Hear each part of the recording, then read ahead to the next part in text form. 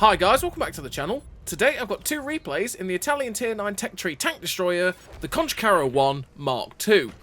If you do like the video, as always, don't forget to like and subscribe down below, as it really does help out the channel. And yes, the CC-1 Mk.2. It is one of my unlucky tanks, and when I say it's one of my unlucky tanks, it's just like the Andre the Giant. Andre the Giant for me is a tank that it's a decent heavy tank, but if I play it, I tend to get full health by arty, full health ammo racked, just have those games where the team just dies very, very quickly, only get one shot or two shots of damage off. It's one of those tanks that I just can't win or do anything in that tank to save my life, no matter how hard I try. And the CC-1 is not in terms of being able to dish out damage and stuff like that. It's more a case of no matter what I do, I generally don't win in this tank.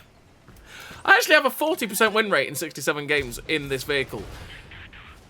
I average about the same as I do in a lot of my other Tier 9 tank destroyers, about 3k. But yeah, whatever I try, I tend to lose. Now, these two games are going to be really nice victories for me. But just take it this way. Generally, I don't win in this vehicle. It is super frustrating. And you sit there going, but I've done everything I could to win in this. What happened? You know, it's one of those. It really, really, really is the CC-1 Mk.2. I don't really enjoy the vehicle that much anyway, but it's just almost super frustrating that I just can't seem to win in it. But anyway, the vehicle itself it's alright. Again, it's one of those tank destroyers that is not going to set the world alight, but it's also not absolutely dreadful.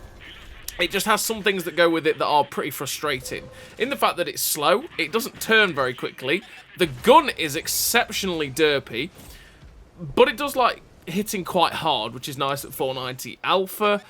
The view range is okay, the camo is okay, the turret armor is very, very good. You've just got to be careful about people shooting premium, especially tier 9 and 10 premium, underneath your gun, because if they hit underneath the gun, where it's 290 thickness, they can pen it with the higher pen premium rounds, so you just got to be careful of that. But this tank is just, it's a lot like a lot of the other the other Italian tank destroyers, right? It's a one-trick pony. Go get it to a hull down position, and you'll laugh. As soon as you get taken out of that hull down position, it doesn't go very well, because they pen your hull with impunity. It's a struggle to keep the gun on target if they're trying to go around you.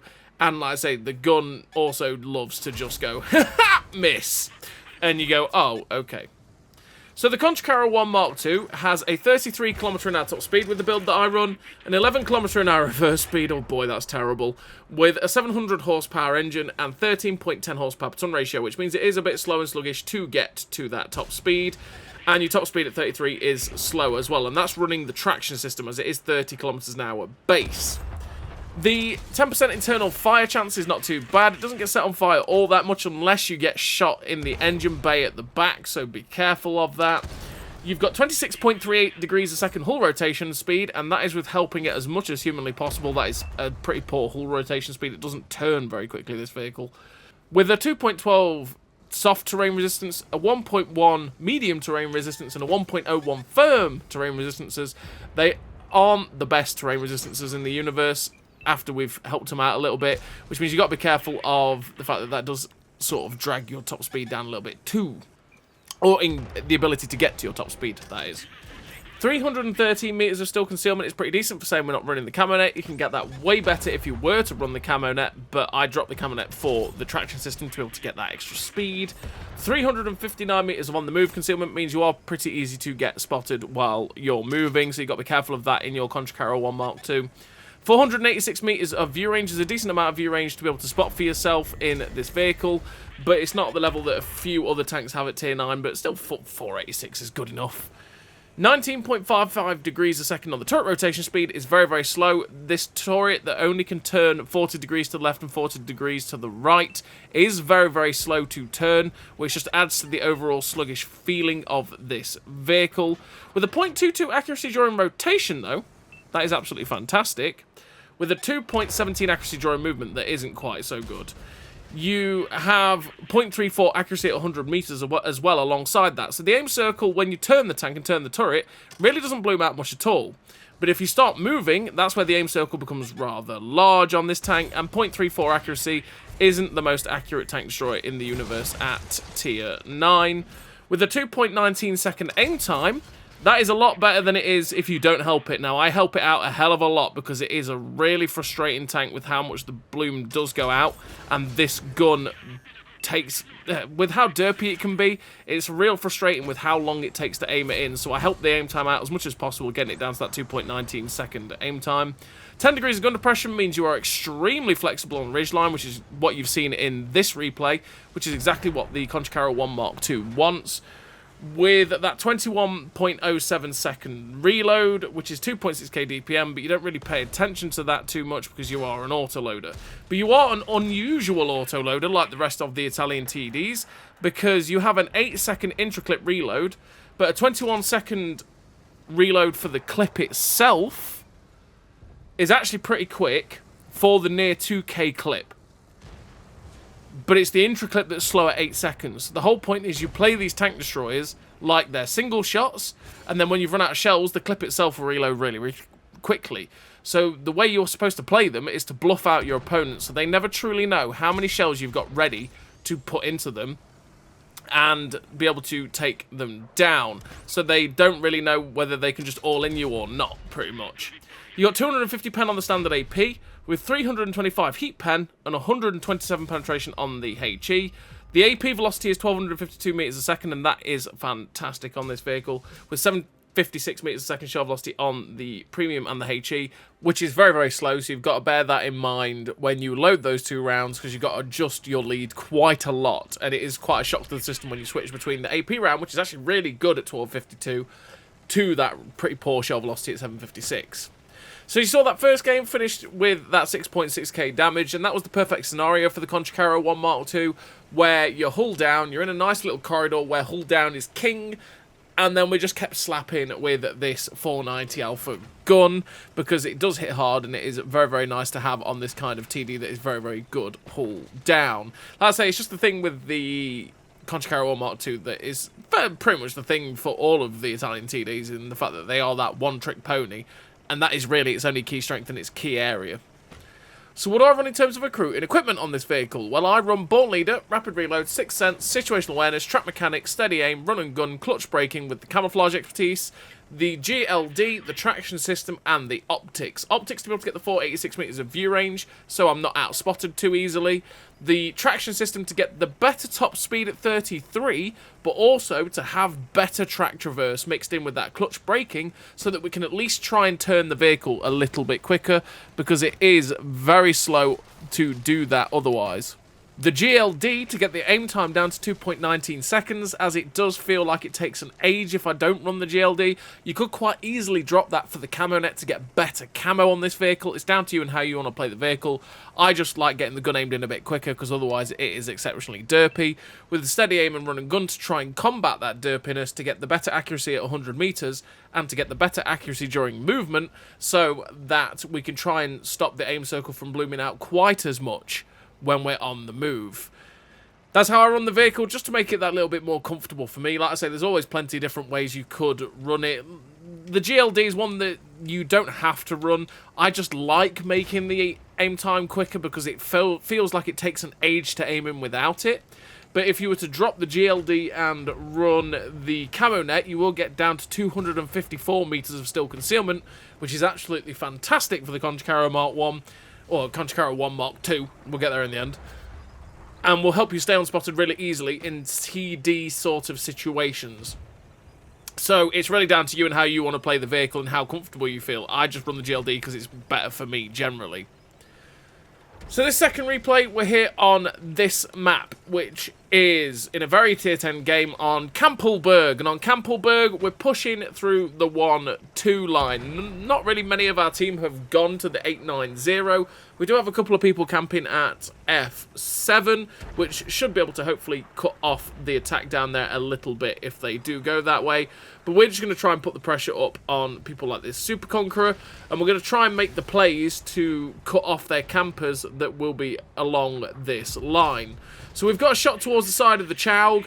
Sadly, the shot towards the Chaug actually hit the upper plate and ricocheted, bit of poor aim, realistically. We should have aimed a little bit better there, and we would have been able to pick up a bit of damage on that guy. Just trying to maneuver into a better position to try and get a shot at him. And in fact, we can actually see the back of that Super Conqueror turret. So we put a shot into him for 513, and this is where the long intro clip can feel a bit frustrating. But like I say, you don't want to think of this tank as being an autoloader.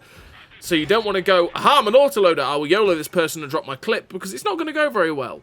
What you want to be thinking of is a single shot with a very good reload for 490 alpha on a tier 9 tank. 8-second reload is very, very good for 490 alpha at tier 9. And that's the way you kind of want to think of it. Because this intro clip, or should I say, this full clip reload at 21 seconds for a 2000 clip is actually really good. And you're not out of the game very, very long at all while waiting for that clip to go in. And the whole point of these Italian TDs and the way they brought them in on PC, the way they are balanced, is so that you just have to try and bluff out the enemy vehicles and go, hi, you don't really know how many shots I've got in my tank. I'm ready to be able to fire at you at all situations. And then that intricate reload is better than pretty much most of the tanks at the tier for that alpha in that intricate reload, but you have a bit of time where you have to have a bit of downtime in terms of that clip. It's a complicated way of playing, well, it's a complicated system for them essentially in that way, but that's just the way that they were designed in terms of the balance. So we are pushing to this rock here at FG1. This is kind of where you want to be when you're making this push. Now, for a tank like the Conchicaro, it's a bit awkward because we've not got the speed. Because you always want to get to this position around here, where we are now, to get behind these rocks, and then you can try and spot the people that camp at J3 and 4. And usually, tanks with good speed will be able to push to the ramp that is at H2 quite quickly, and be able to get hull down and shoot them, spot the people that are at J2, and then everyone that's on the hill area in the middle that we've got will be able to shoot them. But the problem is if our guys get spotted on that Castle Hill area, they also get farmed by the TDs and they won't spot those TDs that sit at J23 because there's always people up there. But currently we're kind of stuck. Now we put a shot into the Kampfpanzer earlier on, and we've now got shots into the back of the Murat, because I can't push up on those TDs yet until the people like the Chaug, like the Campy Panzer, like that Murat are gone. So we end up seeing the Chaug and just bad timing. And then we end up spotting a TD also in the Foch. So we're just going to see if we could try and get a shot into the Foch. We put a shot into the Waffle Panzer 4, breaking his engine, I think. We've got a shot at the Chaug. And that guy took a massive risk there, because he had no idea if I was loaded or not. But this is why we've come to this spot. Oh, there's the derpy gun handling rearing its ugly head. This is why we've come to this spot, so that we can spot those camping TDs and give our team an out, because otherwise this game will be so boring, because Campbellberg can be very boring at times because of the strong camps that can occur either on the position at C9 or at the position at J23, and people camp in the bushes get a real struggle to get spotted, and also basically just stay there and can get safe behind big rocks quite easily too. So we're up to 4.4k damage at the minute with 730 assistance, and again we're just sort of stuck in this position where I know they're not going to spot me, and there we go. We were waiting for a shell tracer. The Kampfpanzer took a blind fire at us, and we managed to put the shot in to finish off that Campy Panzer. We put a shot into the back of the Ruthless now, who's got impatient. Just waiting on the intraclip to hopefully put another shot in, put him down to a one-shot for our team, and there we go. Now the Ruthless will be pushing that heavy tank. He can't push too aggressively because, well, he's a one-shot. We'll probably pick up the kill here, and there we go. This is why we've taken this position, because we can counter those that try and push the middle, and then again, we can try and spot their TDs. The problem for us at the minute is there's still a Chaug living in that rocky area, but I'm starting to think, okay, that Chaug is not going to spot me, so maybe I can push across, get to that ramp quite quickly, spot their campy TDs for my guys, and then get safe on that ramp, because I can take a hit from the Chaug, and that's the risk that I'm thinking I might start to take. I can take a hit from the Chaug, and I can get safe behind that little rock there that's in front of us on that ramp, and then I'll be able to spot for my TDs, or my heavies, I should say, that are in the middle, get some assistance and be fine. But in fact, with a Batchat 25T is actually well, not first time spotted, but he's in that position at H5.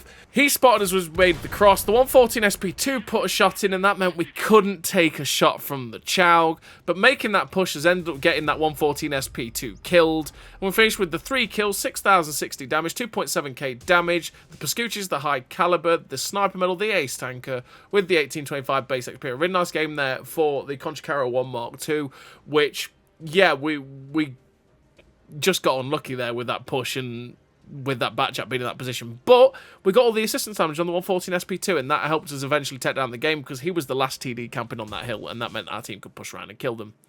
So as always, everybody, thank you very much for watching. I'll see you next time.